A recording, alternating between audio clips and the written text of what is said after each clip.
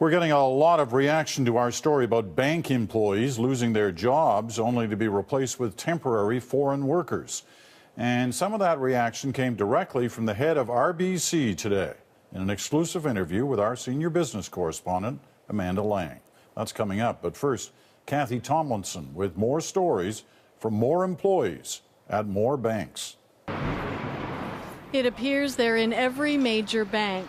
Foreign contractors here temporarily taking over work that will go overseas while Canadian workers go out the door.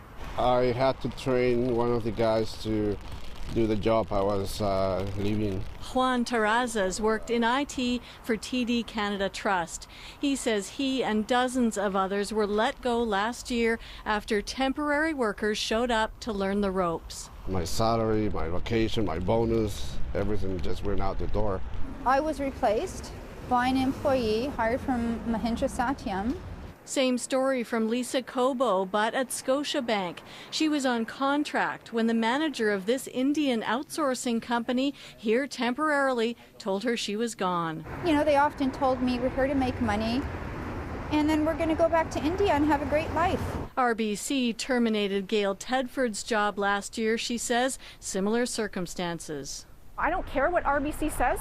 I know what they did to me and I know what they did to many other workers, and what they're doing is totally unethical and unacceptable. Joanna Ganachinska also saw her RBC job go to a foreign worker.